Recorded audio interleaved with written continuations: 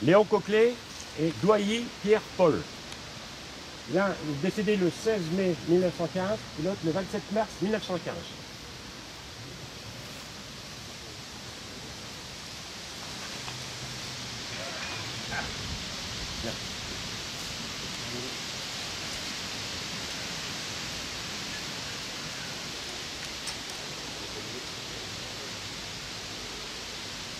Comment ?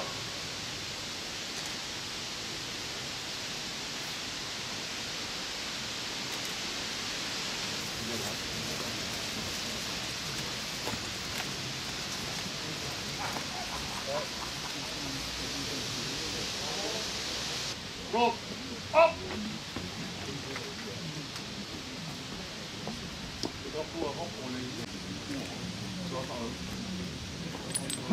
En deux colonnes. Vite, marche! Left, left, right, left, left, left, right, left. Pluvinage Lucien, mort pour la France le 12 septembre 1918. Présent. Hop!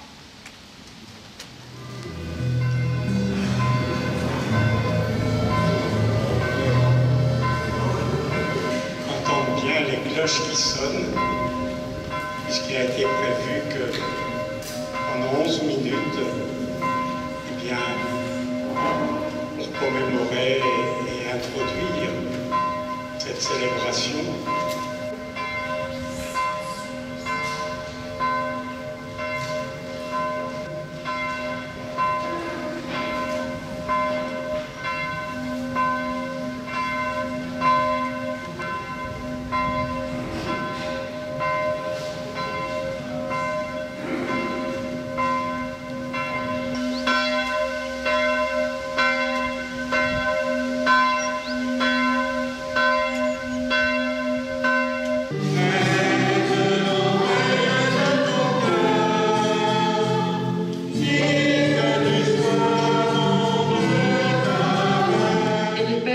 De bonne volonté, nous prions pour la paix. Lors de son voyage à l'ONU, à New York, en octobre 1965, Paul VI avait prononcé ces mots. « Jamais plus les uns contre les autres. Jamais, jamais plus. » L'humanité devrait mettre fin à la guerre, ou c'est la guerre qui mettra fin à l'humanité.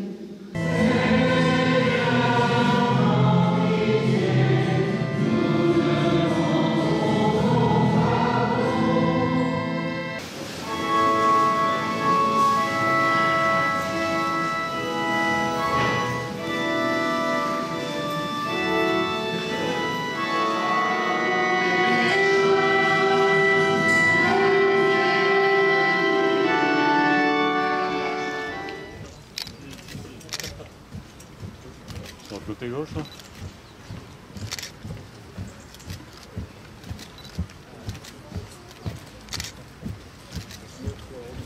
Ah, le gamin, qu'est-ce qu'il fait là? Je vais voir ça.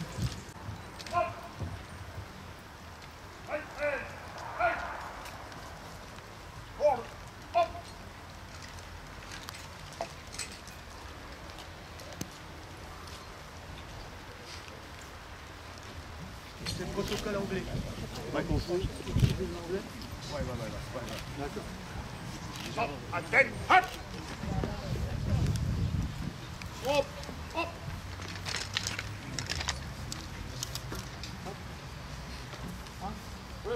Hop.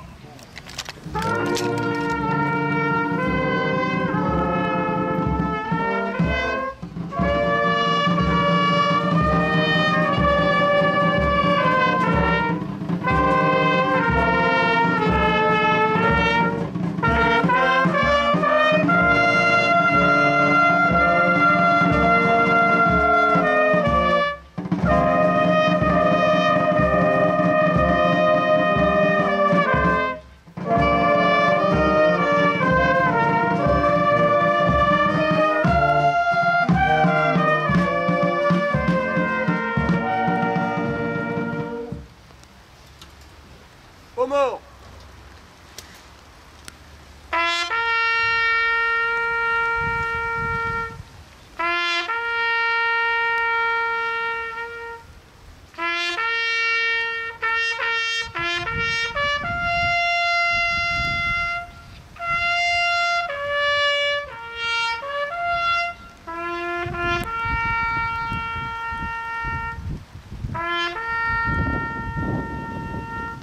Cet armistice avait été signé entre les différents belligérants sous la direction du maréchal Foch le matin même à 5h15. Il a pris effet à la 11e heure du 11e jour du 11e mois de l'année 1918 avec la cessation définitive des hostilités. Cette guerre appelait à présent la Première Guerre mondiale, longtemps qualifiée de der des der par ceux qui l'avaient vécue. Cette guerre a vu l'apparition puis le développement d'armes nouvelles très meurtrières. Gaz, chars d'assaut, munitions antipersonnelles, etc. Armes qui ont provoqué un nombre de victimes civiles et militaires très impressionnant. Plus de 19 millions de tués et 21 millions de blessés. Les destructions dans le nord de la France ont été particulièrement importantes. Et la portée des combats est confirmée par le nombre important de nécropoles militaires situées dans la région. Avant cette guerre, la notion de cimetière, spécifiquement à usage militaire, n'existait pas. Il était fait usage de fosses communes avec ou sans monument commémoratif. Très rapidement, mais avec une divergence de traitement entre les victimes britanniques et celles des autres pays, le principe de la tombe individuelle a été retenu. En effet, très vite, l'armée britannique a choisi d'enterrer ses victimes à l'endroit même où elles étaient tombées.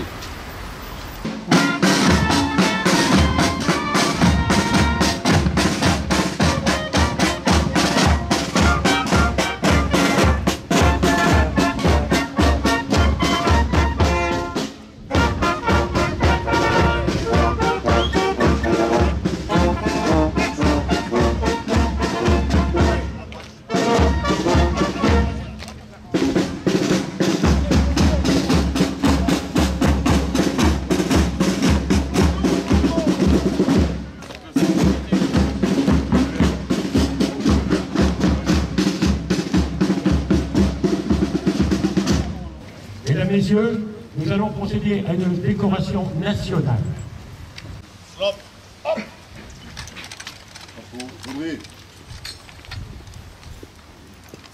Le drapeau de la médaille militaire, rejoignez votre emplacement. Maître Willy Parent, au nom de Madame la Ministre des Armées, nous vous remettons la médaille de reconnaissance de la Nation pour action extérieure.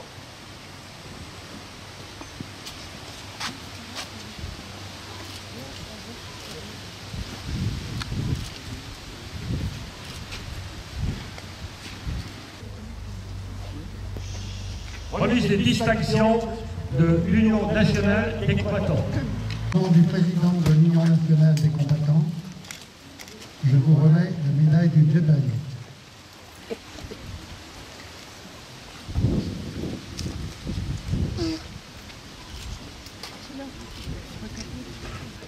Monsieur le Libertas, au nom de l'Union nationale des combattants, nous vous remettons la médaille de reconnaissance.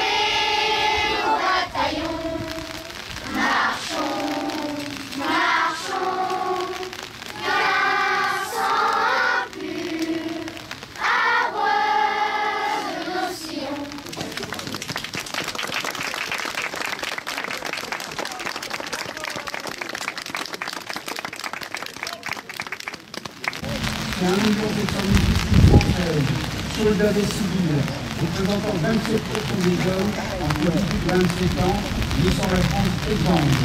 L'horreur, ces êtres humains enterrés dans les tranchées, parfois au milieu des cadavres, dans la boue, la mitraille, dans la faim du gaz, les fameux abritards qui brûlent les fumées. L'horreur, qui doivent casser, détruire la vie. L'horreur des villages détruits, anéantis, comme rayés de la teinte. L'horreur des champs dévastés, comme retournés par les du monde. L'horreur de la terre éventrée, déformée, méconnaissable. L'horreur d'un paysage à nous tous d'être vigilants, de faire en sorte qu'il n'y ait plus de guerre, qu'il n'y ait même plus de risque de guerre, pour que nos enfants, nos petits-enfants aient toutes les chances d'être heureux, unis et en paix aussi. 4 ans, mort pour la France. Gosselet Henri Eugène, 26 ans, mort pour la France. Saint Paul François, 29 ans. Mort pour la France.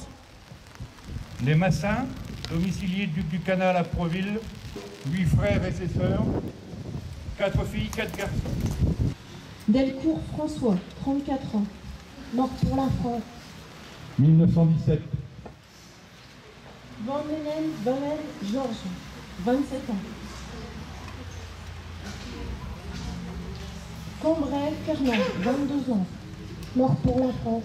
Du 1er régiment de Cambrai, d'infanterie de Cambrai, qui verra entre le 11 et le 22 avril 1917 779 hommes du Cambrésis mourir à Craonne. Perrin Marcel, 33 ans, mort pour la France. Marcel Galopin, Roger Delcroix, Julien Poré, disparu à Soltin. Le 11 novembre 1918, les clairons de la Victoire a sonné. Que s'est-il passé dans ton village?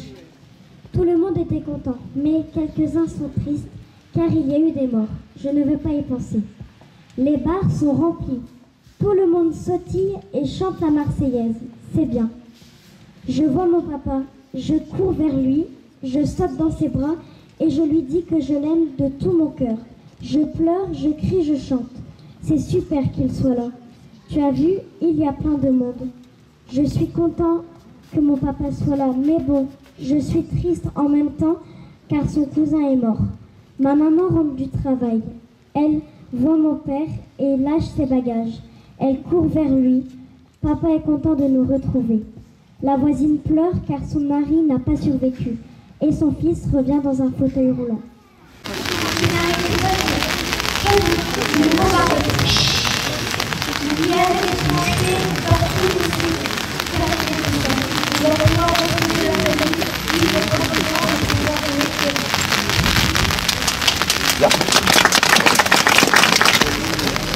C'était un bon matin, soudain la cloche de l'église sonna.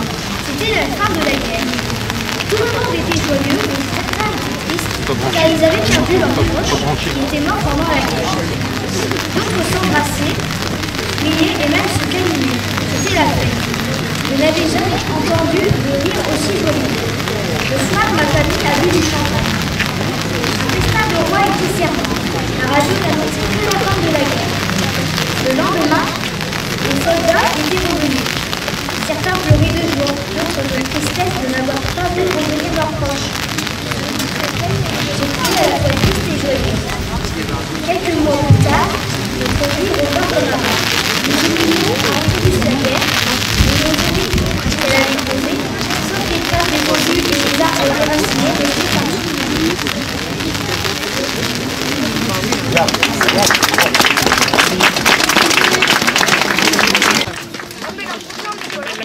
Lucie, pas de guerrier non plus pour faire le con. un livre. Voilà. Eh ben bonjour, en fait ce centenaire de la commémoration de l'armistice, ici à Prouville, nous l'avons voulu essentiellement comme un discours de paix, comme une commémoration de paix, et c'est pour ça que nous avons travaillé avec Généa Prouville, qui est une association généalogiste, qui a retrouvé des descendants, des soldats prouvillois morts pour la France, dont le nom figure depuis un siècle sur le monument aux morts, mais ces noms étaient gravés dans la pierre et n'avaient pas forcément un sens pour les Prouvillois. Or, nous avons redonné vie à ces soldats en les mettant autour de nous avec leurs photos, l'endroit où ils sont nés, ce qu'ils ont vécu à Prouville, et surtout on a retrouvé leurs descendants, c'est-à-dire que des petits-fils, des arrière-petits-fils de ces jeunes soldats morts dans les années 14-1918 sont avec nous aujourd'hui, et certains même ignoraient que le nom de leur ancêtre, de leur aïeul, figurait sur le monument aux morts de Prouville. Alors autre chose, on a retrouvé quatre soldats qui n'étaient pas sur le monument aux morts, et dans cette recherche, évidemment, on les a rajoutés.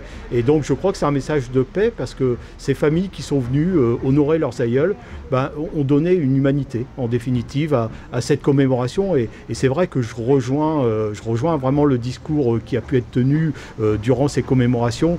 C'est un armistice de paix, et non pas un armistice de guerre. Et c'est vraiment ce qu'on voulait. C'est pour ça qu'on est très fiers à Prouville d'avoir reçu les descendants qui viennent témoigner de ce message de paix, qui viennent nous dire nos aïeuls sont morts, mais ils sont morts pour qu'aujourd'hui on soit libre et pour qu'on soit en paix avec l'Allemagne, avec les autres peuples d'Europe et si possible avec tous les peuples du monde. Madame Fievé, j'ai mon grand-oncle que j'ai découvert, j'avais un grand-oncle il y a 2 ans qui est décédé à la guerre, donc j'ai été contactée. Et puis aujourd'hui je fais la visite de Casemate, voilà. Casemate. Et puis impressionnant boulot. Et puis là on est dans l'ambiance avec la Gadoue, on peut imaginer que c'était la Gadoue à ce moment-là aussi. Je suis venue accompagner maman. On est venu pour la commémoration des 100 ans. Et donc on est venu visiter les casemates. Donc exactement, comme disait maman, il y a beaucoup de boulot, il y a eu beaucoup de boulot d'effectuer.